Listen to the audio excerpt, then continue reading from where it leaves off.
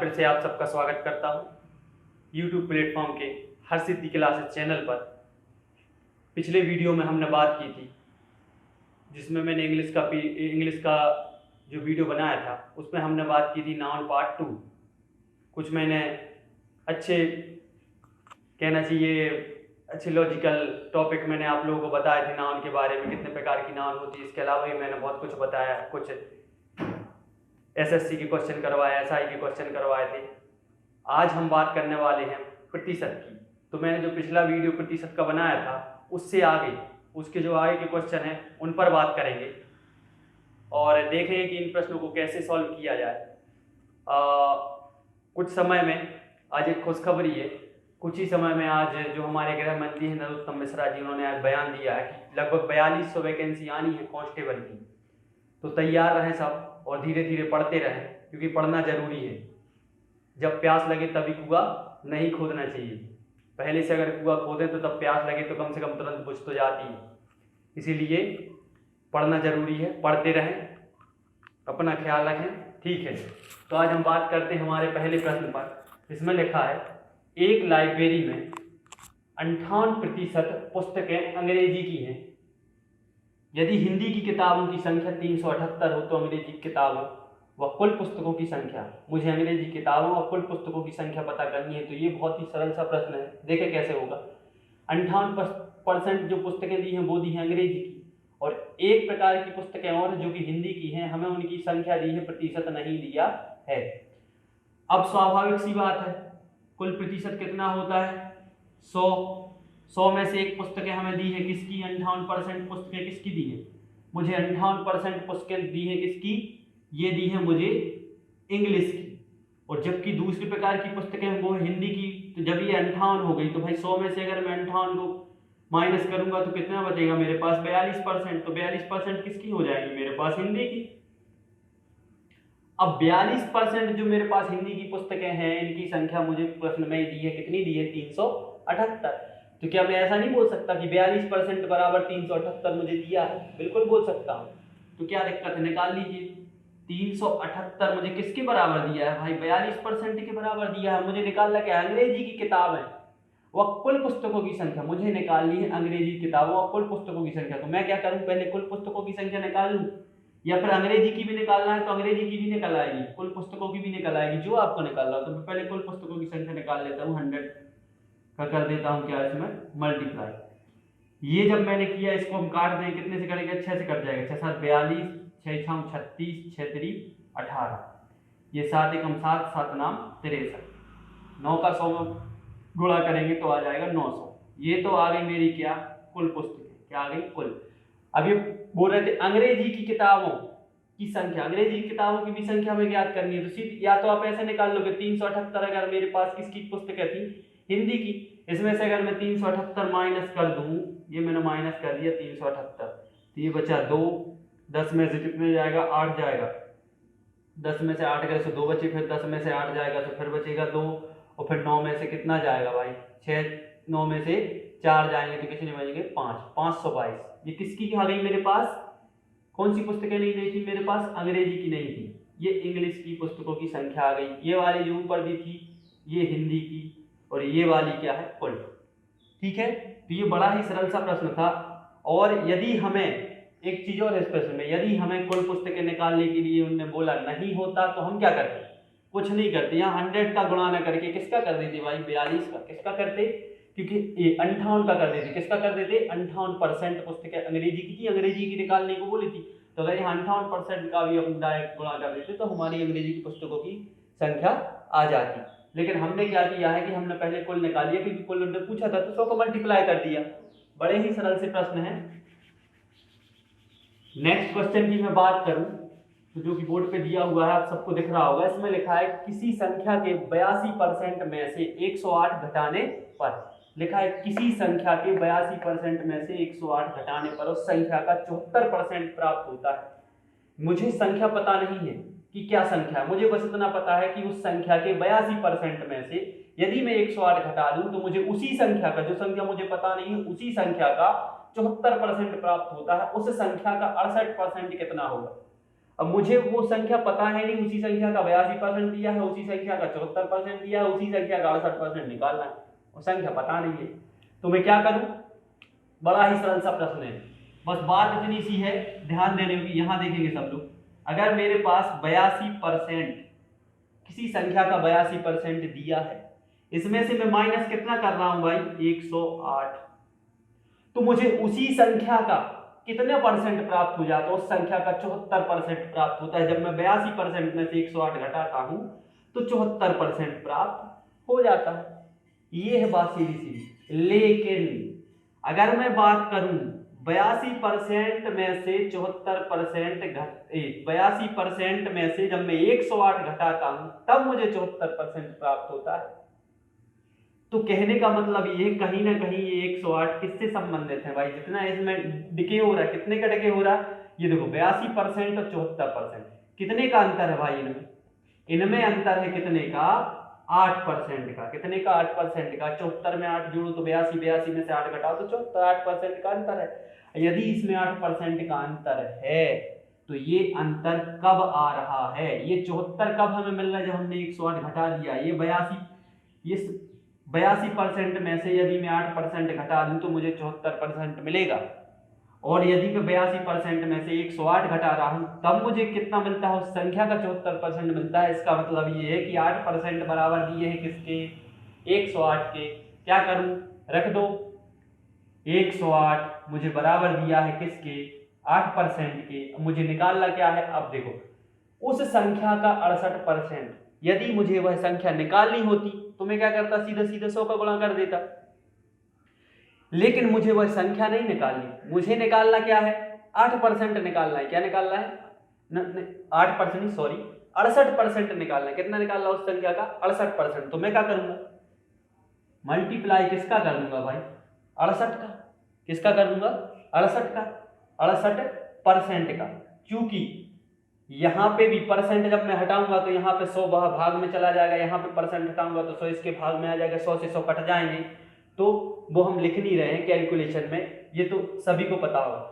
अब ये जो मेरे पास आ गई संख्या, इसे चलो इसको काट देते हैं।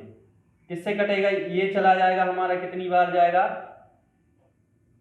17 चौके 68, 17 चौके 68 होता है, और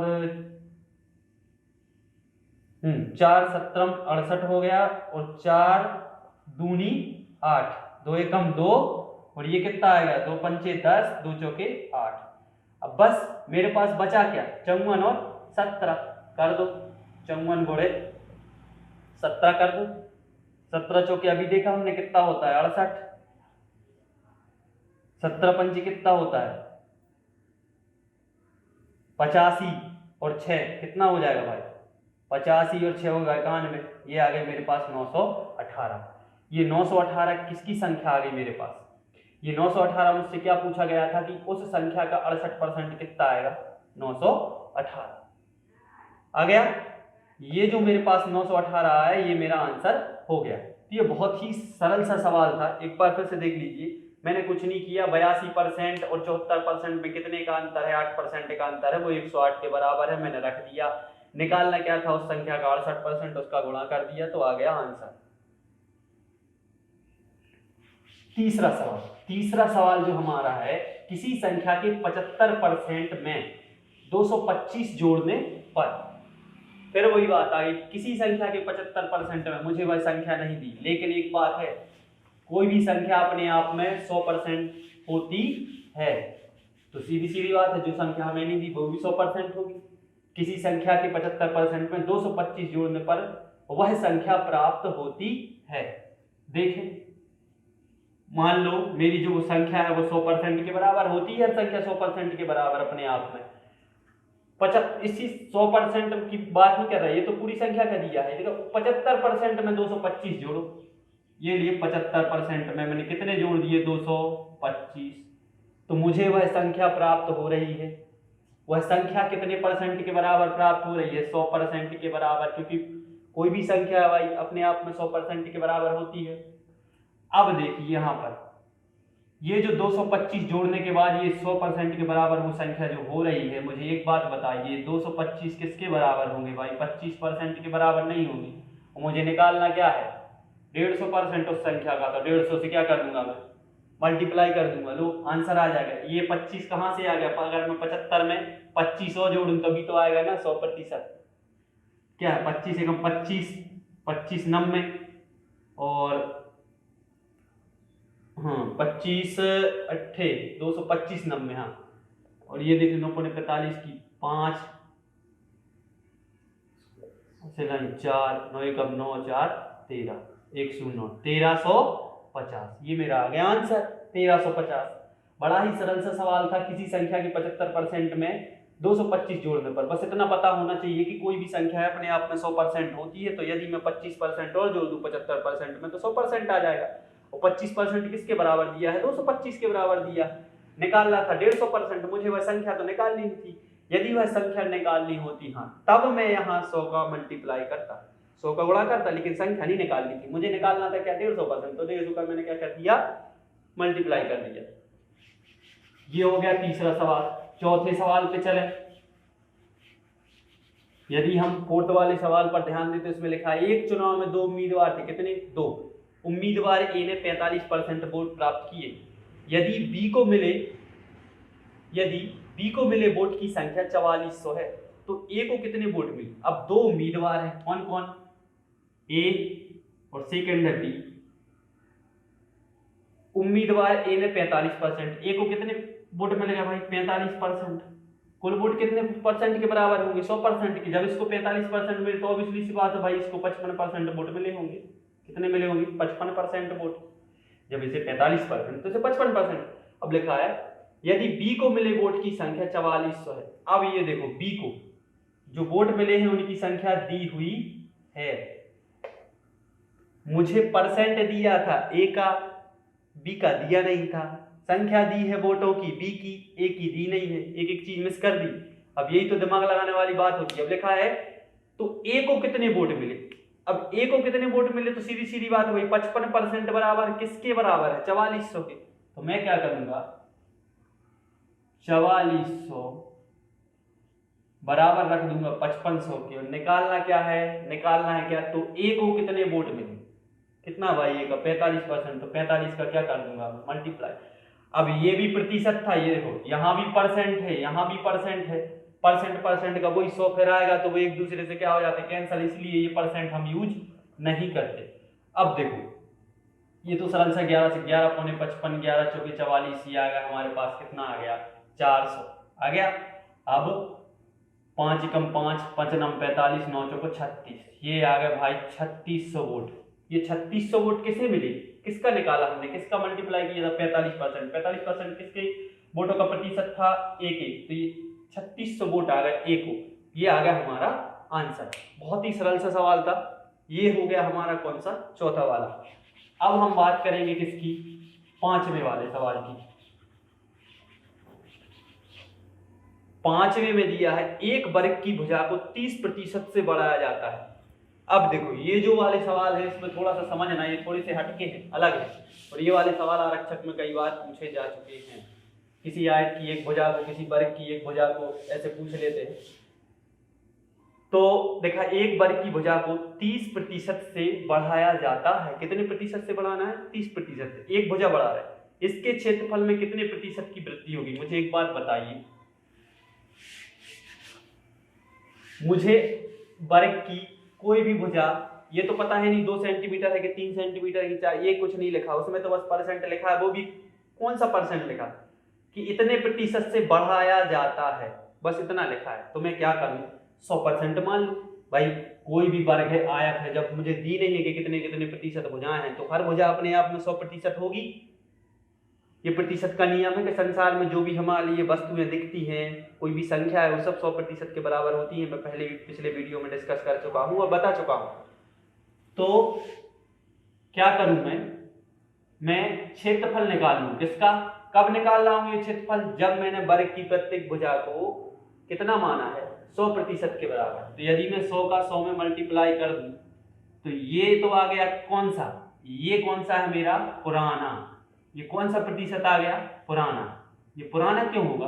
क्योंकि अभी मैंने इंक्रीमेंट नहीं किया है, 30% अभी मैंने बढ़ाया नहीं है। अब कह रहे हैं, अब क्या बोल रहे थे, एक वर्ग की भुजा को 30% से बढ़ाया, अब मैं 30% बढ़ाऊंगा। भाई भुजा को माना मैंने कितना? 100% के बराबर। वर्ग का क्षेत्रफल तो सभी को पता हो, जब भुजा बढ़त भुजा होता है, इसीलिए मैंने 100/100 कर दिया। एक भुजा को 100% के बराबर माना, मतलब सब भुजाएं 100% की होंगी। अब देखिए 130 मल्टीप्लाई करूंगा मैं किसका? 130 का। तो ये जो मुझे निकल के आया, ये क्या है? क्षेत्रफल नया। ये कब आया? बढ़ने के बाद। निकालना क्या है? निकालना ये है इसके क्षेत्रफल में कितने प्रतिशत की वृद्धि होगी। किसमें? क्षेत्रफल में कितने प्रतिशत की वृद्धि होगी, मुझे ये निकालना है। तो ये निकालने के लिए देखिए बहुत ही सरल सी चीज है, ये देखना पड़ता है कि वृद्धि किस पे हो रही है। पहले मैंने माना था 100% के बराबर हर भुजा को, यदि मैं इनका मल्टीप्लाई कर दूं तो मेरे पास कितना मिलेगा? ये आ जाएगा 10,000 आ गया। ये कौन सा है? पुराना। और इसका मल्टीप्लाई करूं तो कितना आएगा? 169 और 2 शून्य और ये आ गया 16,900। ये है नया। अब मुझे एक बात बताइए, ये नया है, ये पुराना है, ये जो वृद्धि हुई है कितने की वृद्धि हुई? 10,000 से हो गया 16,900, मतलब 6,900 की वृद्धि हुई। किस पे हुई? 10,000 पे। तो 10,000 पे कितने की वृद्धि हुई भाई? 6,900 की। अब ये जो 10,000 पे वृद्धि हुई 6,900 की, ये कितने प्रतिशत है इस 10,000 के? तो इंटू में कर दूंगा 100। जब इंटू में 100 करूंगा तो क्या होगा? 2 शून्य से ये वाले 2 शून्य कटेंगे, 2 शून्य से ये वाले 2 शून्य कटेंगे, कितना आ गया? 69। ये क्या आ गया? ये पूछ क्या रहे थे, एक बार की इसके क्षेत्रफल में कितने प्रतिशत की वृद्धि हुई? तो कितने प्रतिशत की वृद्धि हो गई भाई? 69% की वृद्धि हो गई। एक और तरीका है, सीधा सीधा करना पड़ता है, ये हो जाता है। देखो नया, जो नया था 130 गुणित गए 130, इसके बटे में कितना कर दो? पुराना। 100 गुणित गए 100। ये तो मैंने कंसेप्ट के हिसाब से समझा दिया। एक ये भी है समझने के लिए, मल्टीप्लाई में कर दो कितना? 100। जब इसको सॉल्व करोगे 100 से ये वाला 100 चला जाएगा, 2 शून्य से 2 शून्य से 13 13 में 169, ये आ गया 169। ये 169 कब आ गया? बढ़ने के बाद में। पहले कितना था? 100। पहले कितना था? 100 हो गया 169, मतलब कितना बढ़ गया? 69% बढ़ गया। कितना बढ़ गया? 69% बढ़ गया। इससे भी आ जाता है, ये होता है क्या? ये फॉर्मूला ये होता है नया बटे पुराना इंटू 100। लेकिन कंसेप्ट यही है जो मैंने बताया पहले, कंसेप्ट यही है, जो आपको ठीक लगे आप उसे यूज कर सकते हो। आज का जो छठवां सवाल है, छठवें सवाल को और देख लेते हैं। जो छठवां सवाल दिया है वो दिया है चीनी का भाव 16 रुपए प्रति किलोग्राम से 18 रुपए प्रति किलोग्राम हो जाने पर एक गृहिणी को चीनी की खपत कितने प्रतिशत कम कर देनी चाहिए कि इस पर खर्च ना बढ़े। देखिए भाव यानी रेट यहां पे बढ़ रहा है, रेट बढ़ रहा है। मेरे पास पैसे हैं फिक्स, खर्चा मुझे उतने ही रुपए का करना है। जैसे मैं मान के चलूं मेरे पास 100 रुपए हैं, कितने रुपए हैं? 100 रुपए। 100 रुपए में मैं 10 बिस्किट आ जाती है। कितने बिस्किट आ जाते हैं? 10। कितने में आते हैं? 100 रुपए में। मतलब एक पड़ रहा कितने का? 10 का। अब पता चला कि बिस्किट की कीमत हो गई कितनी? 20 रुपए। कितनी हो गई? 20 रुपए। एक बिस्किट आने लगा 20 रुपए का। अब भाई पैसे तो मेरे पास 100 ही रुपए, तो अब मैं क्या करूंगा? अपनी जो खपत है, पहले मैं 10 बिस्किट लेता था, अब मैं 5 लूंगा। कितने लूंगा? 5। तभी तो 100 रुपए में मुझे वो पड़ेंगे। तो बिल्कुल वही कॉन्सेप्ट यहाँ पे यूज करना है। देखो इसको अगर हम रेशियो से करें, रेशियो मेथड से, तो ज्यादा सरल होता है। कैसे? चीनी का भाव 16 से कितना हो गया? 18। पहले कितना था भाई? 16। वो कितना गया? 18 हो गया।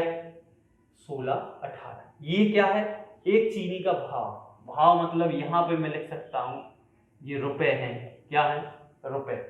कितना है? 16 रुपए से 18। अब लिखा प्रति किलोग्राम हो जाने पर एक गृहिणी को चीनी की खपत कितने प्रतिशत कम कर देनी चाहिए कि इस पर खर्च ना बढ़े। मुझे एक बात बताइए, यदि महंगाई बढ़ेगी, कॉस्ट बढ़ेगी, प्राइस बढ़ेगी, तो मेरी खपत क्या होगी? उसी अनुपात में घट जाएगी। तभी तो उतने ही पैसे में मैं अपना क्या करूंगा, घर चला पाऊंगा, क्योंकि मेरी क्या है जो आमदनी है, आय, वो तो सीमित है, उतनी है। मैंने अभी बताया 100 के 100 रुपए हैं। तो होता ये है, अगर मैं इसको और सरल कर लूं तो ये कितना आ जाएगा, ये आ जाएगा मेरे पास कितना, ये आ जाएगा 8 और ये आ जाएगा 9। इसको सरल कर दिया, 8 और 9, ये आ गया 8:9। ये किसका अनुपात है भाई, रुपए का। किसका अनुपात है, रुपए का। तो जस्ट इसके उल्टा किसका अनुपात हो जाएगा भाई, खपत का। कितना हो जाएगा, 9:8। ये क्या है, ये खपत हो गई, मात्रा, खपत या मात्रा। ऐसा क्यों बोला, ऐसा इसलिए बोला, ऐसा होता ही है। ऐसा इसलिए होगा क्योंकि मैं फिर बोल रहा हूं कि मेरी जो आय है वो फिक्स है, उतनी ही है। घट बढ़ क्या रहा है, घट क्या रहा है या बढ़ क्या रहा है, क्या बढ़ रहा है, दाम बढ़ रहे हैं वस्तु के। आय मेरी सीमित है, तो सीधी बात है भाई, जिस अनुपात में वस्तु के दाम बढ़ेंगे मुझे उसी अनुपात में अपना जो क्या है खर्चा है वो कम करना पड़ेगा। खर्चा तो उतना ही करूंगा मैं, खर्चा कम नहीं करना। क्या कम करना पड़ेगा मुझे, अपनी खपत कम करनी पड़ेगी, तभी तो उतने पैसों में मैं घर चला पाऊंगा। तो मुझे सीधी बात है, मात्रा कम मिलेगी भाई, वो वस्तु जो पहले ज्यादा आ रही थी उतने ही पैसों में वो अब कम आएगी, उसी अनुपात में होता है। ध्यान रखना, वो सीधी सीधी बात है कि रुपए का जो अनुपात है वो मात्रा के अनुपात का जस्ट उल्टा होता है। अब यहां से देख लो, मुझे निकालना क्या था, मेरे पास खपत का रेशियो आ गया। अब मुझे निकालना क्या था, कितने प्रतिशत कम कर देनी चाहिए कि इस पर खर्च ना बढ़े। क्या खपत की कह रहे हैं, खपत कम करनी थी और खपत का ही क्या आएगा, रेशियो। तो भाई कितनी कम हो गई, 1, 9 से कितनी हो गई, 8। कितनी कम हो गई, 1 कम हो गई, 1 कम हो गई। अब जो 1 ये कम हुए, किस पे कम हुए, पहले कितने थे, 9 से 8 हुए, तो 9 पे कम हुए कि नहीं। अब निकालना ये है कि 9 से 1 कम हो गया, मतलब ये 9 का जो 1 है, ये जो 1 है ये 9 का कितने प्रतिशत है, तो क्या कर देंगे भाई, 100 का गुणा कर देंगे। कितना आ जाएगा ये, जब हम इसे करेंगे 9 11 99, 11 सही 1/9, 11 सही 1/9 प्रतिशत। ये आ गया हमारा आंसर। बस इतना ध्यान रखना है ऐसे सवालों में, यदि खर्च जो हमारा खर्च है यदि वो कैसा है, बराबर है, उसमें कोई परिवर्तन नहीं हुआ, एक समान है, तो हमेशा ऐसा ही होता है कि जो रुपए होते हैं वो उल्टे होते हैं किसके, मात्रा के अनुपात के। ऐसा होता ही है। हम बात करेंगे प्रश्न क्रमांक 7 की। एक चुनाव में 2 उम्मीदवार थे, एक उम्मीदवार को कुल मतों का 41% मत प्राप्त किए। अब देखिए, कुल वोटों को जो कुल मत होते हैं वो होते हैं 100% के बराबर। अब 41% अगर एक उम्मीदवार को वोट प्राप्त हो गए तो सीधी सीधी बात है भाई, 41% इसको प्राप्त होगा। 100 में से 41 गए, कितना बचा, 59%। ये दूसरे उम्मीदवार को मत प्राप्त हुए। 100% में से अगर 41% मुझे एक उम्मीदवार को वोट मिले तो दूसरे को मिले 59%। ये है हारने वाले के, वो कितने मतों से हारा है, 6480 मतों से। ये है जीतने वाले के। अब मुझे एक बात बताइए, अगर 41% वाले को 6480 मत और मिल जाती, यदि इस 41% वाले को 6480 मत और मिल जाती तो वह 59% जो जीतने वाला है वो जीतना ही जाता, बिल्कुल जीत जाता। तो इसका मतलब क्या है कि 41% और 59% में कितने का अंतर है, कितने का अंतर है, 18% का। कितने का अंतर है, 18% का अंतर है। मतलब 18% वोट और इसे चाहिए थे जीतने के लिए। कितने वोट चाहिए थे, 41% वाले को 18% वोट की और दरकार थी। और ये 18% वोट कितने के बराबर है, 6480 के, क्योंकि इतने वोटों से तो ये हार गया 41% वाला। तो मैं क्या करूं कि 6480 किसके बराबर रख दूं, 18% के बराबर रख दूं। अब निकालना क्या है, कुल मतों की संख्या निकालनी है, तो 100 का क्या कर दूं, क्योंकि कुल मत मैंने क्या 100% के बराबर लिए थे, तो 100 का मल्टीप्लाई कर दिया। 18 से इसे काट दो, 18 एकम 18, 18 तिरी 54, यहाँ हो जाएगा 108, 6 0, 18 छक्के 108। ये आ गया मेरा कितना, 36,000। कितना आ गया, 36,000। कुल मतों की संख्या, कुल मत कितने आ गए, 36,000। एक बार फिर से सुन लीजिए, 41% वोट मिलने के बाद भी यदि कोई 6480 वोटों से हार जाए, सीधी सीधी बात है, 41% इसे मिले तो 59% जीतने वाले को मिले होंगे। यदि कोई 41% वोट मिलने के बाद भी हार जाए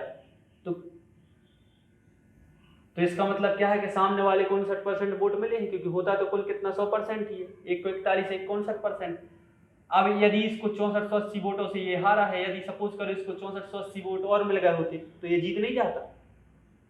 तो कितने परसेंट की कमी रह गई? 41 और 59 में कितने का अंतर है? 18% का। इसे पहुंचना था यहां तक, कितने परसेंट और चाहिए थे? 18% जीतने के लिए, और वही दिया था कि 6480 की कमी रह गई, तो वही तो 6480 किसके बराबर रख दिए? 18% के बराबर रख दिए। कुल मत निकालने थे, 100 को मल्टीप्लाई कर दिया, आंसर आ गया। अब बात करेंगे हम किसकी? प्रश्न क्रमांक 8 की।